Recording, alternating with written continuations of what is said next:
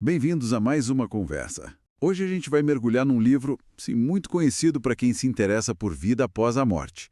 Nosso Lar. Foi publicado lá em 1943, né?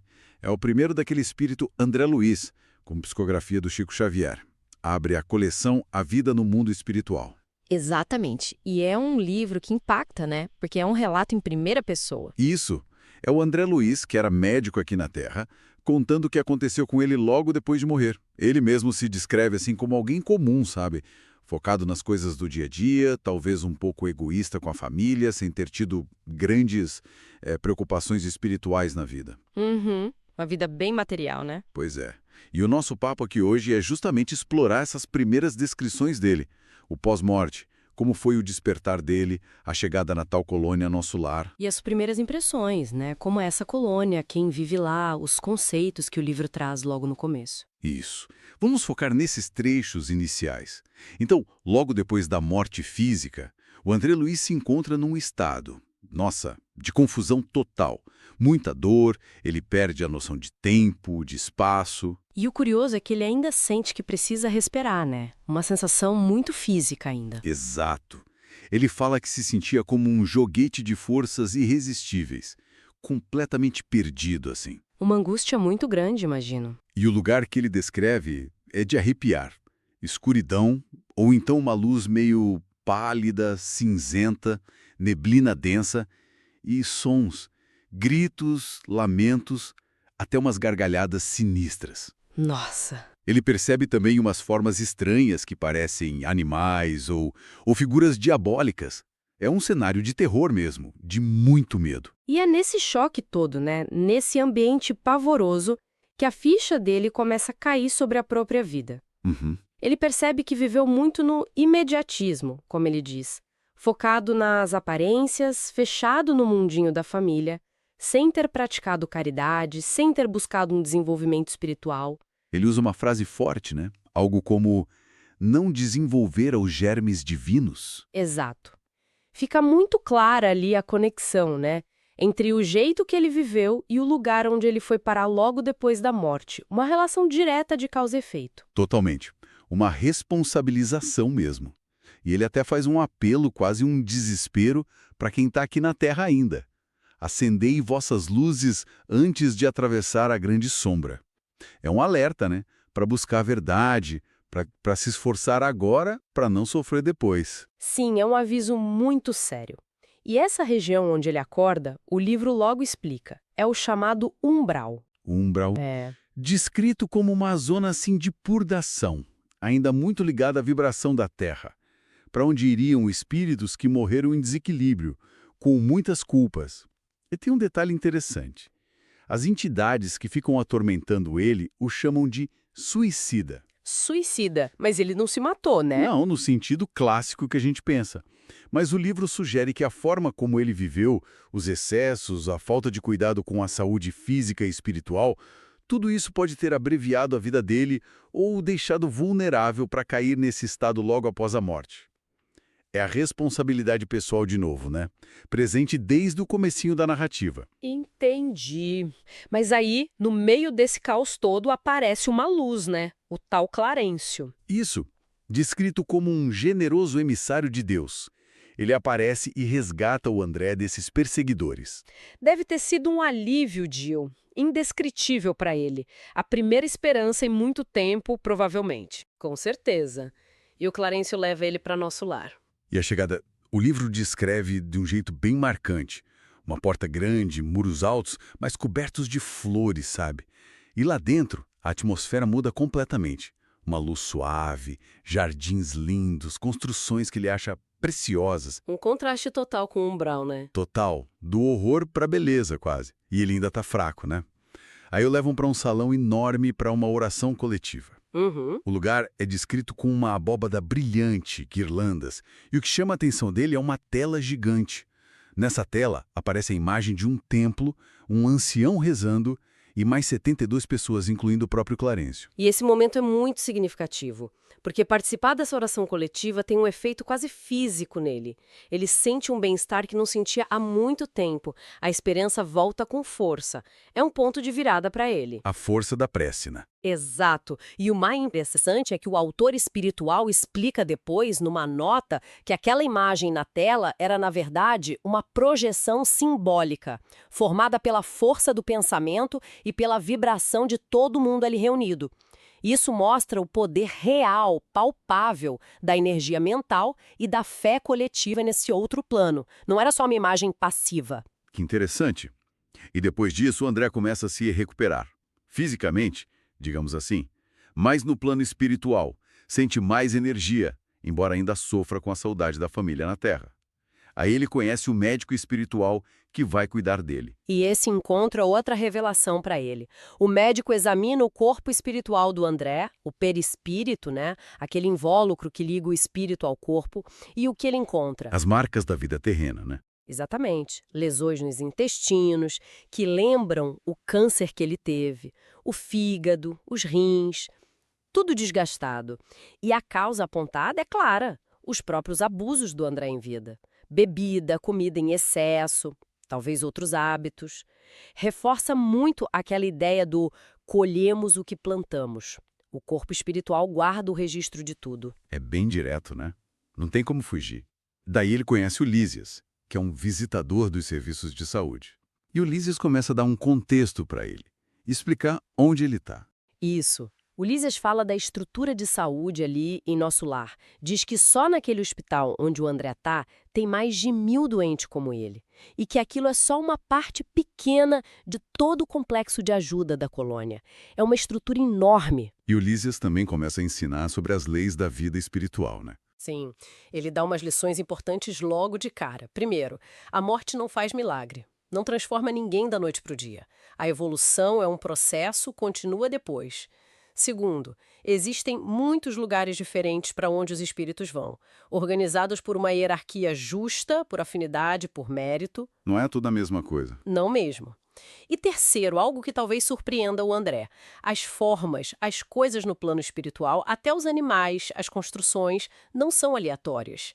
Elas seguem leis naturais de desenvolvimento. É matéria em outra vibração, mas com organização. Não é um mundo de pura imaginação solta. Claro, aí vem a pergunta inevitável do André. E os meus pais? Meus amigos que já morreram? Onde eles estão? É a primeira coisa que a gente pensaria, né? E o Lísias explica com calma, cada um está na esfera que lhe corresponde, de acordo com a evolução e as tarefas que tem. Não tem esse negócio de reencontro automático só porque morreu. Entendi. A mãe do André, por exemplo, ele fica sabendo que está em planos mais elevados, trabalhando espiritualmente. E para conseguir essas realizações, tipo reencontrar alguém numa esfera superior, o Lísias fala de 3 coisas. Primeiro, tem que desejar. Querer. Isso. Segundo, tem que saber desejar.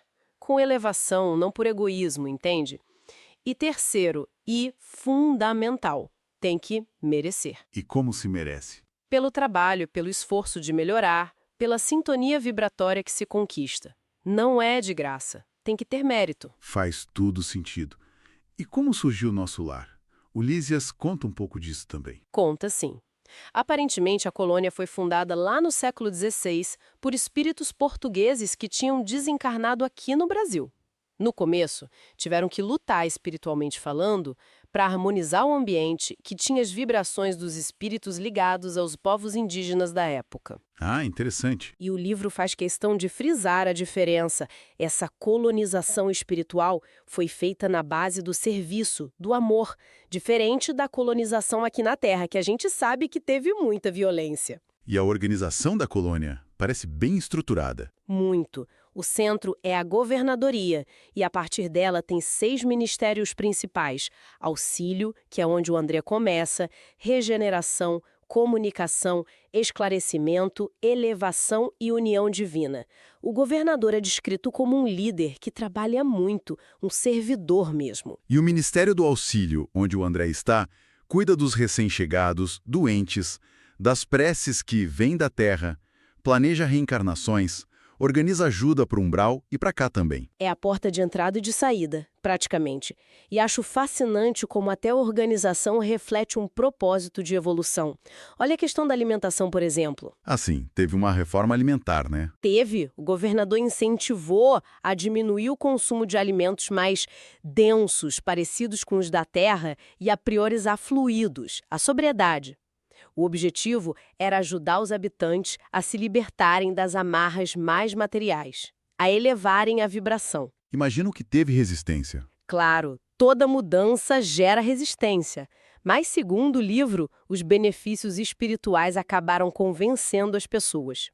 Os alimentos mais densos ainda existem, mas ficam mais para quem realmente precisa, tipo os doentes nos ministérios do auxílio e regeneração.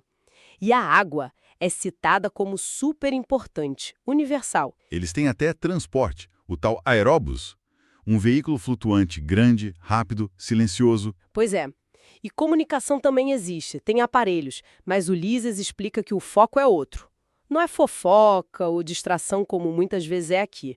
É comunicação para servir, para aprender, para sintonizar com planos mais altos. E a comunicação com a Terra? É possível? Muito preparo, muita disciplina mental, serenidade. Porque as vibrações daqui, as notícias ruins, a preocupação, tudo isso pode desequilibrar quem está lá. A chave, segundo Lísias, é saber ouvir. Filtrar, direcionar a atenção para o que constrói. Até a música eles usam de forma prática, nas oficinas, para estimular o trabalho, deixar o ambiente mais alegre. É tudo muito funcional, né? E é bom lembrar, nosso lar é só uma colônia espiritual. O livro diz que existem muitas outras, cada uma com suas características, dependendo do nível dos seus moradores. Nosso lar mesmo se inspirou em outras, como uma chamada Alvorada Nova. E a hierarquia lá dentro? Existe, mas é baseada estritamente no mérito e no serviço. Não tem jeitinho, não tem favoritismo e um ponto importante. Para a maioria, nosso lar não é o destino final. É uma fase de aprendizado e trabalho. Depois, a maioria volta para a Terra, reencarna para continuar evoluindo. Não é um paraíso estático. E como funciona esse mérito na prática? Aí entra o tal do bônus hora, né? Exato. Pelo que o André aprende, não é dinheiro como a gente conhece. É mais uma ficha, um registro das horas de trabalho útil que a pessoa presta para a comunidade. Tem uma carga horária mínima. Tem. Pelo menos 8 horas por dia, 48 por semana, e se o serviço for mais pesado, mais sacrificial, rende bônus extras. E para que serve esse bônus hora? Serve para adquirir coisas que não são essenciais, digamos assim. Moradia individual, um vestuário um pouco diferente, algum tipo de entretenimento, permissão para viajar ou até para ajudar outros espíritos. O básico, como alimentação e roupa simples, é garantido para todos. Entendi. E o valor da hora é igual para todo mundo? Isso é interessante. O valor da hora de trabalho normal é o mesmo, não importa se é um administrador ou um operário simples. O que faz a diferença, o que dá acesso a mais coisas, é o total de horas acumuladas. O esforço contínuo, a dedicação, o aprendizado que vem com o serviço. É uma espécie de economia moral baseada na contribuição real e na evolução pessoal. É bem diferente do nosso sistema aqui, né? Bastante. E a vida social? O André também conhece um pouco disso quando visita a casa do Lísias. Conhece a mãe dele, a Laura, as irmãs. É um ambiente descrito como muito acolhedor. Tem até bibliotecas com livros selecionados. E a Laura, a mãe do Lísias, traz umas reflexões bem profundas sobre relacionamentos. Ela fala que o que alimenta a alma mesmo é o amor, a troca de energias boas, a confiança. O sexo é visto como uma expressão disso, mas só uma delas, e talvez nem a principal à medida que se evolui. E a alimentação fica mais sutil também, né? Sim. Com a evolução, a necessidade de comida física diminui. Eles absorvem mais fluidos e energias do ambiente, ou usam concentrados fluídicos, principalmente quem gasta muita energia trabalhando, como lá no Ministério do Auxílio. E vemos isso na prática com uns casos que aparecem, né? tipo da Heloísa. Ah, sim, a neta da Laura. Ela chega do umbral sofrendo horrores porque o noivo ficou na terra. E a Laura, apesar de acolher, é firme com ela. Mostra que muito daquele sofrimento vem do egoísmo dela, da dificuldade de aceitar a realidade espiritual, de entender que talvez o noivo não estivesse pronto para um amor mais puro naquele momento. É uma orientação direta, né? E tem também aquele caso do Tobias. O Tobias é interessante. Ele vive em nosso lar em harmonia com as duas mulheres com quem foi casado na Terra, a Hilda e a Luciana. As duas ex-esposas juntas? Sim, a Hilda conseguiu superar o ciúme que sentia na Terra e perdoou a Luciana. E a Luciana, por sua vez, estava se preparando para reencarnar e encontrar o que seria o parceiro espiritual dela de verdade. Mostra uma dinâmica bem complexa, mas resolvida pela compreensão e pela fraternidade. Nossa, Esses casos ilustram bem a visão do livro sobre relacionamentos. O casamento ideal seria o de almas gêmeas, com sintonia profunda. Mas muitas uniões aqui na Terra podem ser por outros motivos. Provas, resgate de dívidas passadas ou só um aprendizado de convivência fraterna. A chave para resolver isso lá parece ser o perdão e a compreensão. E reforça também que as experiências afetivas, o sexo, marcam muito o espírito, trazem responsabilidade. Voltando para o André, ele se sente melhor, quer trabalhar, vai pedir ajuda para o Clarencio e pensa logo em ser médico, né? sua profissão. Natural que ele pensasse nisso. Mas o pedido é negado. Por quê? O Clarencio é bem direto com ele. Diz que os títulos da terra, os diplomas, são como fichas que a gente recebe. Ferramentas para aprender e para servir. O André teve a ficha de médico, mas usou muito focada na matéria, no status, e não aproveitou como poderia para o crescimento espiritual de verdade, para a caridade real. Ele ainda não estava pronto para ser médico lá. É uma lição dura sobre o propósito das nossas profissões, né? Muito. E o André, o que é bom, aceita com humildade. Diz que é um aprendiz e que topa qualquer trabalho útil. E aí mandam ele para as câmaras de retificação. Exato. Um lugar que fica perto do umbral, para espíritos que ainda estão muito doentes, muito perturbados e não aguentariam a luz mais forte do resto da colônia. E a descrição é pesada de novo. Câmeras enormes, cheias do que o livro chama de despojos humanos. Formas espirituais distorcidas pelo sofrimento. E o primeiro trabalho do André é ajudar na higiene desses doentes, que ficam expelindo fluidos escuros fétidos, resultado dos desequilíbrios deles. É um trabalho bem difícil. E um coordenador explica para o André por que aquelas pessoas estão ali. Muitos são chamados de contrabandistas na vida eterna. Contrabandistas? É. Gente que viveu só buscando prazer e poder material, achando que isso é valer alguma coisa depois da morte, mas se esqueceram de juntar créditos espirituais, de fazer o bem. Outros são os crentes negativos. Pessoas que viveram no egoísmo, na descrença total e agora ficam em longos sonos cheios de pesadelos. O livro dá exemplos específicos, né? Sim, são casos bem fortes. Tem a história da ex-médica que fazia abortos, que fica cercada por umas formas escuras representando as crianças, mas ela nega tudo e é chamada de vampiro porque suga a energia dos outros. São imagens bem gráficas das consequências das escolhas morais. Mas mesmo ali, naquele lugar tão denso, o serviço e a reconciliação aparecem como saída, né? Ele conhece a Narcisa. A Narcisa é um exemplo de dedicação. Uma enfermeira que está ali há anos trabalhando duro para ganhar mérito, ou endosso, como eles chamam, para poder ajudar a família na Terra. E tem um momento muito bonito quando o André encontra um tal de Silveira. Ah, sim. Alguém que o pai dele tinha prejudicado aqui na Terra. Exatamente. E o André, superando o orgulho, vai lá e pede perdão.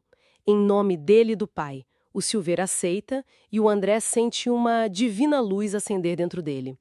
É um momento de virada. Poder do perdão e do serviço, né? Mesmo num lugar daqueles. Totalmente. Mostra que são ferramentas de cura e de elevação para todo mundo envolvido. E logo depois desse dia, dessa reconciliação, ele tem um sonho importante com a mãe dele. A mãe aparece para confortar, né? Chama o trabalho de tônico divino. Incentiva ele a ver toda oportunidade como serviço a Deus. E aí vem a revelação. Que o pai dele está no umbral. Isso. E que ela, a mãe, e a irmã do André vão reencarnar em breve para ajudar o pai a sair de lá. E mais, aquelas mulheres que tinham prejudicado o pai também vão reencarnar, mas como filhas dele. Um processo complexo de resgate, todo mundo junto. Nossa, que trama! Para espíritos muito teimosos. Podem acontecer até contra a vontade superficial do espírito, mas sempre visando o bem maior. Mostra como estamos todos ligados e somos responsáveis uns pelos outros. O tempo vai passando em nosso lar e eles sentem o que acontece aqui na Terra. Em 1939, começa a Segunda Guerra Mundial. E o impacto chega lá. Um clarim de alerta toca, vindo de esferras mais altas, chamando para o serviço de socorro à Terra. A colônia fica agitada, claro, muita gente preocupada com quem ficou aqui. E qual a visão deles sobre a guerra? O livro apresenta a guerra como um grande desequilíbrio. As nações que começam os conflitos viram focos de energias ruins, atraem entidades das sombras. E as forças do bem, nos planos superiores, se mobilizam para ajudar, para defender. E o medo é visto como um inimigo terrível, contagioso, que enfraquece. Eles falam da importância de exercitar a confiança para não cair nessa vibração. E no meio dessa tensão, o governador da colônia fala com o povo, né? Sim, ele faz um discurso num culto, cita até o evangelho, ouvireis falar de guerras, pede calma, que continuem trabalhando em silêncio e que confiem na vontade divina. As palavras dele trazem paz para a colônia. É nesse período também que o Lísias fala sobre as trevas para o André. Exato. Ele explica que abaixo do umbral existem regiões ainda piores, as trevas. Abismos de sofrimento muito profundo, para onde iriam espíritos que se endureceram demais no mal, a ponto de perderem temporariamente até a forma humana. São lugares de difícil acesso, mesmo para o socorro espiritual. E o Lísias alerta: a queda é possível em qualquer nível, mas é mais grave quanto mais alto o espírito já tinha chegado. É um lembrete para vigilância constante.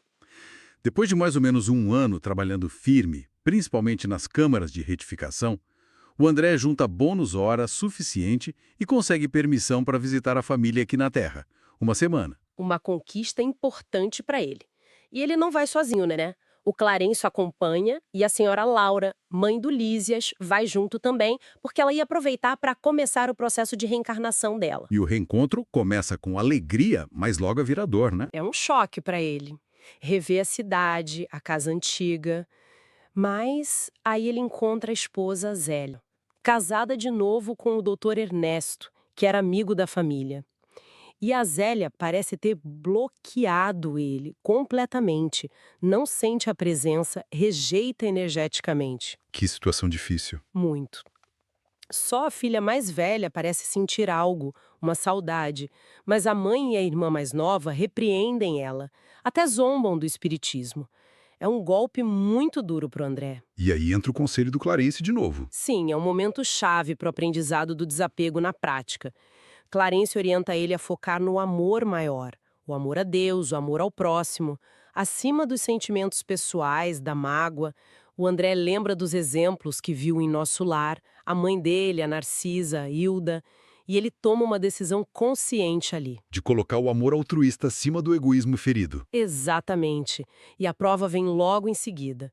O doutor Ernesto, o novo marido da Zélia, fica muito doente. E o André decide ajudar. Mesmo sendo o rival. Decide, supera o ciúme, o ressentimento e ele recebe a ajuda da Narcisa, que percebe o esforço mental dele e vem auxiliar. Eles usam as energias da natureza, das árvores, com a ajuda de espíritos que trabalham com o reino vegetal para ajudar na cura do Ernesto. Que reviravolta? Total. E esse ato de ajudar quem ele poderia ver como rival, superando o próprio egoísmo, é o que faltava para ele se libertar. O livro diz que isso rompe as últimas amarras de inferioridade que ele tinha. E qual o resultado disso? Um resultado visível. Ao voltar para nosso lar com a Narcisa, ele consegue pela primeira vez a volitação, a capacidade de flutuar, de voar espiritualmente. Um sinal claro do progresso dele, da leveza que ele conquistou. E quando ele chega de volta, a recepção é diferente? Muito diferente. O Clarencio está esperando por ele e, em nome da governadoria, declara o André oficialmente cidadão de nosso lar. É o reconhecimento pelo esforço, pelo mérito que ele conquistou, com trabalho, com reforma íntima e, principalmente, com essa superação na visita à Terra. Ele deve ter ficado muito emocionado. O livro diz que ele chora de gratidão. É a coroação de toda essa primeira fase da jornada dele. Então, olhando para essa trajetória toda do André que a gente percorreu aqui nesses trechos iniciais, ficou algumas ideias bem fortes, né? A vida continua sim, mas a nossa situação lá é um espelho direto do que a gente fez e pensou aqui. Uhum. E essas colônias espirituais, como o nosso lar, não são paraísos parados no tempo. São lugares de muito aprendizado, muito trabalho, muita recuperação. São dinâmicas. E a chave para evoluir parece ser sempre o serviço ao outro, né? O amor que supera o egoísmo, a busca por melhorar por dentro constantemente. Exatamente. Essa ideia de responsabilidade individual, de que a vida é uma escola que continua aqui e lá. O valor do trabalho que ajuda os outros, das relações baseadas em respeito, acho que isso conversa muito com a nossa busca por sentido, né? A mensagem é que a gente constrói a nossa realidade com a nossa consciência, com as nossas escolhas. Fica então uma reflexão, né? Se essa visão de um mundo espiritual assim dinâmico, que depende de esforço, de mérito adquirido, como lá com o bônus hora, e de transformação pessoal, se a gente levar isso a sério, que impacto teria no jeito como a gente encara o nosso trabalho aqui, nosso aprendizado, a responsabilidade pelas nossas escolhas de cada dia? Pois é.